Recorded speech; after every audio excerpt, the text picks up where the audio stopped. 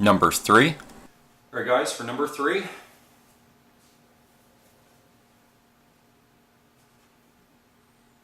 Freddy vs. Jason, and I got part 7, A New Blood. Okay. Shall I go first? Yep, you know. Okay. With regards to Freddy vs. Jason, I enjoyed Freddy vs. Jason probably for the same reason that I think most people did. It kind of appeals to your childhood fantasies of, when you always play that game, who would win in a fight, like, Godzilla versus Rodan, or you would probably when we were young, we would just have these like dream wrestling matches, and we would just talk about who would win in this fight. And I even remembered when there was like a build up to this movie opening, that like there were actual pools online as to who was going to win, Freddy versus Jason, and they even had like this kind of mock. What was this mock publicity stunt where they had Ken Kurtzinger and Robert Englund actually show up and do their weigh-ins and that kind of thing. Yeah, so it was pretty good, and I don't think it disappointed in that respect. Like you had like these two juggernauts of horror who would just go toe to toe and just completely beat the hell out of each other. That's really the biggest thing that I had the most fun with, and. Yeah, again, like I know what your criticism was of Freddy vs. Jason. You were talking about the fact that, Freddy had all the one-liners, and Freddy was pulling the strings, and Freddy was kind of stealing the show, kind of thing. But I think Freddy and Jason were just kind of playing the characters as they were kind of intended. Yeah, I think personally, and I enjoyed the film for what it was, and this is in like the 21st century when slashers were making their final stand at the box office before things started to get remade all the way to hell, right? So, and I think around about the same time, this was also when Ronnie Yu came up with The Bride of Chucky, which was another. That was in 1999. That 1999, okay. With Bride of Chucky. But it had the same kind of vibe to it, right? Yeah. It had like the same kind of this next level screen kind of feel about it. But it didn't disappoint. I really enjoyed it. Yeah, I was fortunate enough to see Freddy vs. Jason, in theaters when it came here to St. John's, and the theater was packed, and everybody was just having a fun time with it. And and it's just one of the lines that like I liked in Freddy vs. Jason the most is when they finally got away from the cornfield, and the stoner guy says, "Man, I don't know what's up with that goalie, but he was real pissed. Yeah, he was pissed about something." Yeah, great line.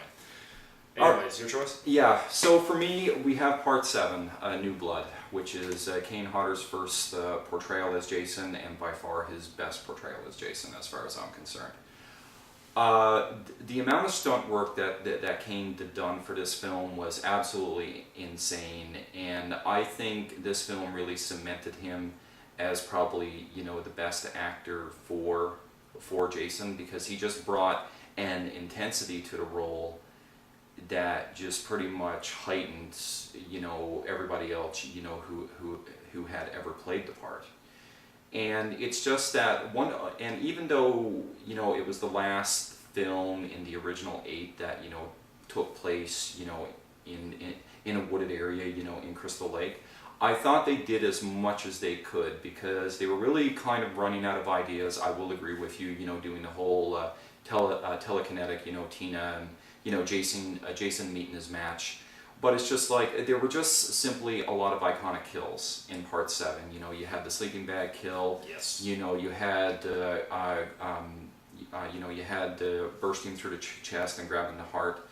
And, it really had a likable cast. Some of these characters you really didn't want to see die when they did. That really short blonde missus, I was kind of, I was kind of broken up on that one. Yeah, and Tina's mom, who Susan Blue, who's actually a very huge voice actress. She actually did the voice of RC in the Transformers movie, animated movie. And it's just, and I love Terry Kaiser in it just because I'm a fan of Weekend at Bernie's, and Weekend at Bernie's is but Bernie's not getting up from this one. Yeah, exactly, and it's just that. I think one of the biggest things I did appreciate from 7 is Jason had a wide array of different weapons. Yeah. And it's just, and I can really appreciate that. He had the buzzsaw hedge clipper thing. He had a spear, which he killed Tina's mom with. He had, the mini scythe that he killed. The girl that said a little bit of touch-up work my ass. Yeah. killed her with. You know, he actually drowned a missus, by grabbing her leg. You know, cutting the guy right up through the chin with an axe, and then you had that really bitchy blonde missus that you wanted to get killed throughout the entire She film. should have been so the first bad. one to go. Yeah, and she got the axe right to the head, and then thrown right to the television, right over it. But it's just that, you know, with this film, even though we have, zombie Jason, it's just like Kane loved the part, and it's just there were just certain scenes that you could tell, even though he couldn't speak, there were the facial expressions. When Tina broke his mask off, and it's just he was just getting frustrated, like, what do I have to do to kill this bitch? And it's just, even though there were some scenes that were a little comical, Jason getting hit in the head with the light and crashing through the stairs. But like for me, I thought it was a perfect blend of action and comedy, and it's one of my favorite entries in the series. Even though I know people have problems with the ending and the whole dead dad coming up and rescuing his daughter when basically setting Jason on fire and blowing up the house didn't do the trick, but Kane's first attempt at Jason was definitely his best, and it's one of the reasons why I really love this film. And props to the makeup people who worked on Jason's makeup, because that was something to behold. One other thing I will say about Part 7 that I feel really bad about is that the MPAA really tore this film apart. The director, John Carl, I forget how you pronounce his last name, Buechler or something like that. This movie was supposed to have a lot more gore. It was supposed to be, and he actually filmed the scenes, but then he had to cut it all out. And that's a crying shame, because I'm sure if they kept more gore in the film, it could have made the movie a little better than what it already is. Yeah, but that's the MPAA for you. You're never going to satisfy them. Number 2. All right, guys, for our second favorite film in the Friday the 13th series,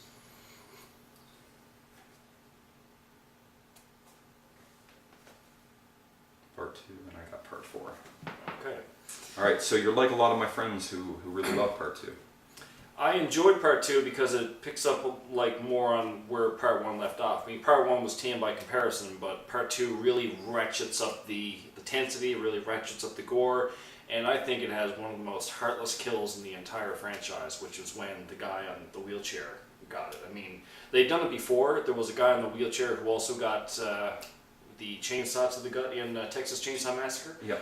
But this one, much more gorier, and the whole thing about him coming down the stairs just right fast. that just gets you right there. So I enjoyed it for that. I enjoyed it the fact that there were a couple of teenagers in this film that you didn't want to see die, but again, it was bound to happen. I mean, the guy who was in the wheelchair, the missus that he was supposed to be shacking up with, I didn't want those two to die. I really didn't, because they kind of they grew on you a little bit. But over and above that, yeah, the heroine who survives to the very end also does a good job in playing the mind job on Jason Voorhees by putting on Pam's sweater, and I thought that was really well done as well. And I think this is the one film that has one of the teenagers inadvertently survive. Yeah, that was Paul. The guy who was at the bar. No, the Joker guy with the curly hair, and he was the one that was making all the jokes. Yeah. And they never really explained Paul's disappearance at the end. Anyway, that was Jenny's boyfriend, or love interest, because when they attacked Jason in the shack, technically both of them walked out. Yeah. And then when Jason crashed through the glass to scare Jenny one last time, Paul was still alive in there, but then all of a sudden Jenny's in the ambulance and she's saying, "Where's Paul? Where's Paul?" And it's never really explained what happens to Paul in Part 2. But I think there's also another plot hole that they didn't really tie up. Because this is the one in which there's a bunch of teenagers who go to town to get drunk as well, right? Yep. There was one teenager there, I can't remember what his name was, Yep. but there was one teenager there who was like at the very end of the bar scene before they decided to go back to camp. He was asking people, are there any after hours bars here? And they say, Yeah, "Yes, there is." he's the curly-haired one that remember at the campsite where when Paul was telling the story of Jason, you know, he jumps out with the mask and the spear. Right. That was him. Okay, alright. So, yeah.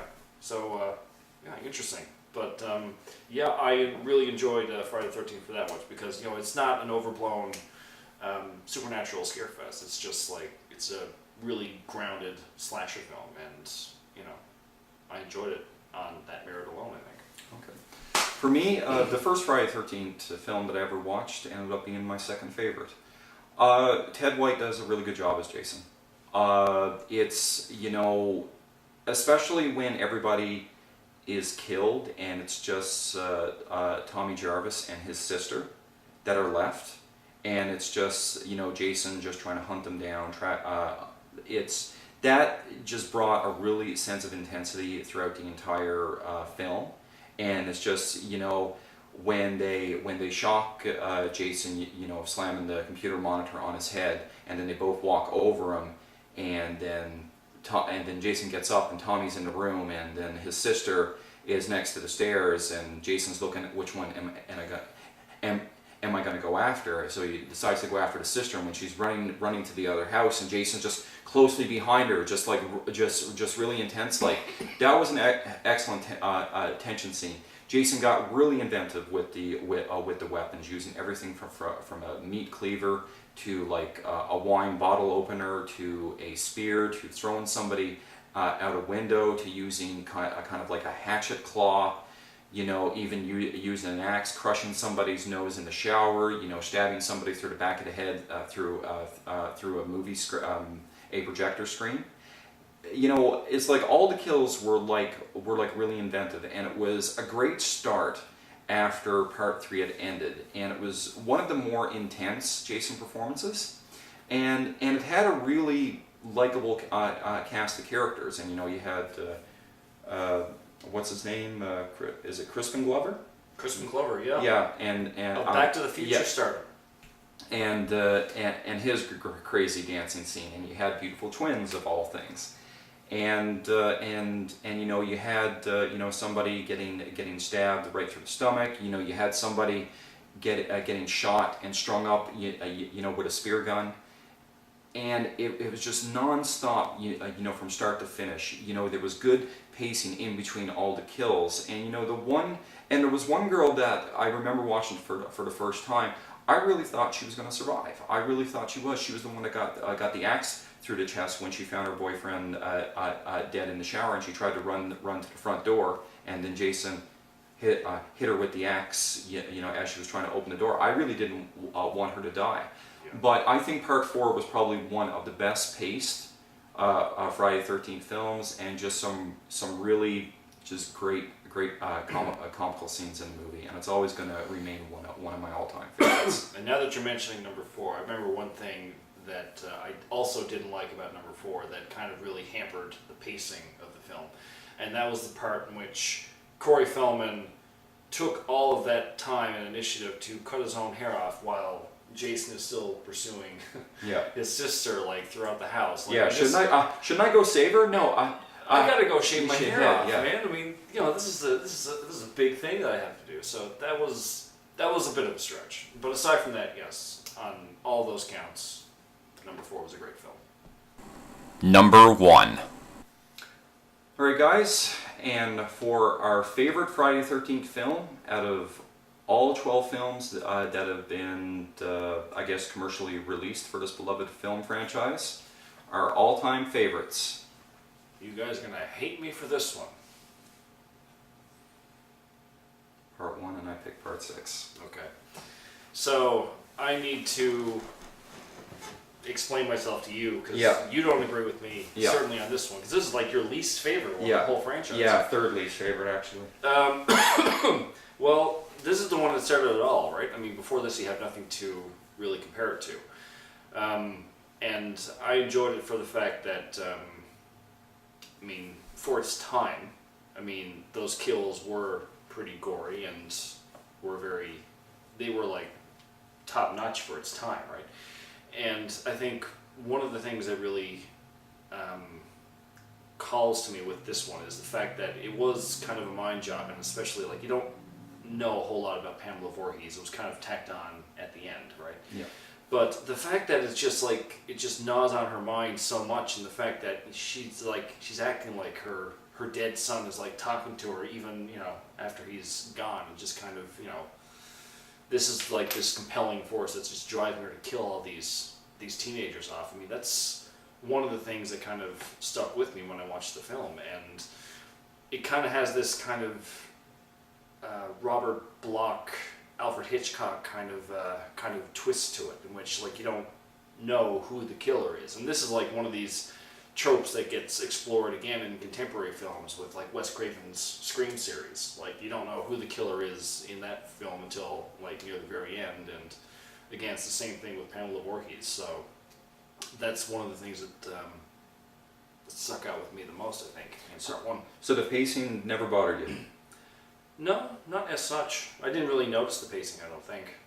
I probably have to go back and watch it again to kind of get a sense of it, but I thought it was pretty even. You didn't think the pacing was I thought it was too slow. too slow? I really thought it was slow. It almost took me out of it. Like I will always recognize part one, because without part one, you know, we wouldn't have the rest of them. Right. But it's not the first one I'm going to go to, you know, if you put a bunch of Friday the 13th films in front of me. Okay, fair enough. So for part 6. Part 6, hands down the most enjoyable experience you'll have with regards to watching a Friday the 13th film. This film has one of the most likable casts in the entire film. And unfortunately, when it comes to slashers, people that you like are going to have to die. And that's what sucks, because you know all the camp counselors you know had a likable aspect to them. You know, even Colt, you know, the guy you know with the ripped up jeans, and it's just and you know Sissy, I think that was her name, and you know the black girl. And then you had Megan. You had just such an incredible cast. Tom Matthews as Tommy played that role really well, and it's just fun. It's a fun film, and strangely enough, it's the only Friday the 13th film that doesn't have any nudity. I think it is. True. I think you're right. Yeah.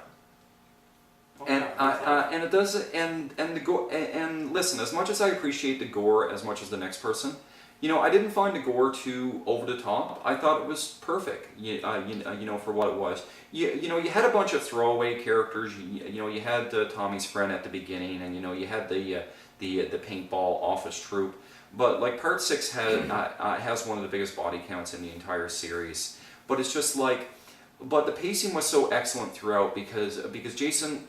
It didn't take long before Jason was killing someone again, and you know you had the triple decapitation, and you know then you had the loving couple, you know on the scooter that got impaled, but a machete. Is that it was just an excellent paced Friday the 13th entry, and it's just and one of the things I love about part 6 is the soundtrack, because 2 songs were done by Alice Cooper. You know, you got the Teenage Frankenstein, and you got, you know, He's Back, the Man Behind the Mask. Great songs, great setup scenes. You know, you have the entire thing, you know, to kill in the RV, and then the RV tipping over, and then you have the iconic scene of Jason getting up from the fiery RV, from the fiery rubble, and it's just, and the final confrontation, you know, with Jason, where he seemingly supposedly killed Tommy Jarvis, and then Megan had to come out and rescue him, and then she used the boat motor to actually slit his throat and break his neck. Is like, that was incredibly tense. And as you said before, they brought kids into this film that added an extra sense of tension to it, because if you go into part 6 not seeing it before, and you see all these kids suddenly show up at camp, and you think to yourself, man, are they going to go this far to actually murder children in this film? We're not going to tell you. But it definitely brings an element to it that we haven't seen in any other Friday the 13th entry. And this is the first film that I'm always going to watch in the Friday the 13th series, and for that reason alone, and is the reason why I love it. And it's so quotable, and it's so fourth wall breaking, that kind of thing. You know, the sheriff has some great scenes in it. You know, he catches Tommy Jarvis and he says, "Yeah, Sheriff, you got me where you want me. If I had you where I wanted you, I'd be filling your ass full of formaldehyde." Right. And it's just, Good lines. Like I said, it has really good dialogue. yeah, right? it's got some really good dialogue, really sharp dialogue, and it's just one of the most fun entries in the Friday the 13th series. So we'll agree on that much. Like for rewatchability, definitely go for part 6, because part 6 is like, it has everything, and surprisingly, it doesn't even have to include, you know, tits and ass to actually be enjoyable. Which are slashers staples. Yeah. Final thoughts. So anyway, guys, this is how we have ranked the Friday the 13th films. You know, from the worst to the best, and I sincerely hope you enjoyed us doing this list, so you can understand what we love and what we hate. You know, when it comes to these movies, this was actually a really fun list to do, because all of our choices, 12 down to number 1, were completely different. They were different, but I think we kind of, you know, were at least somewhat in the same ballpark as far as number 3 and number 6 was concerned. Yeah. Like, you know, it has the same amount of rewatchability. So Yeah, it was actually nice to bounce off some ideas of how we enjoyed certain entries in the Friday the 13th series. And you know, if this idea ends up being something you guys like, you know, we actually watch a ton of slasher films together, and we've actually watched every entry in other series, you know, such as Halloween and Nightmare on Elm Street, which is... Speaking of Nightmare on Elm Street, that's the next one we have to do, because Yeah.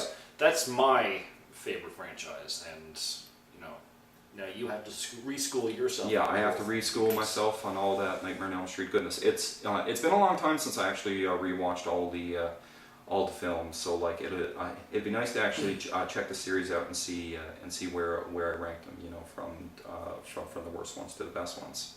Yeah, definitely.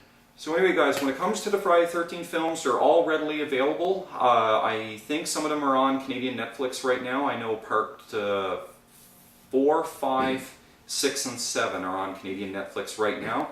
And I know there's plenty of compilations that are available on both DVD and Blu-ray, so getting these films should be incredibly easy to get if you want to give the Friday the 13th films a try. And one other thing I can recommend is that the fandom for the Friday the 13th franchise is incredibly huge. And when you go on YouTube, I want you to check out something called Never Hike Alone, which is a Friday the 13th fan film that was made through Kickstarter. That's the one film I have not seen yet. And I've actually watched it, and despite it being a fan film, I'm actually very surprised with how well they actually did it. And at the very end, if you can actually get through it, you'll actually get a scene with Tom Matthews from Friday the 13th, Part 6. So be sure to check that out, and I'll provide a link down in the bottom. So the final thing I want to do with this video, guys, is I wanted to shout out other channels that I'm really good friends with, that are fellow horror fans as well. And what I want you guys to do is I want you guys to come up with your own lists of how would you rank the Friday the 13th films, you know, from the worst ones to the best ones. And what I want to do, guys, is do it in the same format that we do it. Just don't have yourself there just picking the films out, you know, from the worst ones to the best ones. Get some of your horror friends, get some alcohol, throw a few insults at each other, have a great time with it, because I would love to see what your list is, because the fact that ours were so different from the most part really shows you that when it comes to these films, it's all really based on personal taste. And it's all based upon the concept of subjective thought. What may be appealing to one person may not be appealing to another. But that's what makes it so much fun. Exactly. So the 5 channels that I want to shout out for this is Vampire Mike from Sega CD Universe. I also want to shout out the channel Mastercast TV, who does horror shorts on his channel as well. I also want to shout out my friend Josh, you know, from the Game Grinder. A really good friend of mine and a fellow horror fan by the name of Nick, whose channel is Ballin' Nick 1982. And my really good friend from Ireland by the name of Power Metal Gamer. I want to see you guys do your lists on how you would rank the Friday the 13th films, you know, from the worst to the best. So anyway, guys, that takes care of another episode of The Completionist. So from John and me, we wish you nothing but the best, and take care. Stay safe.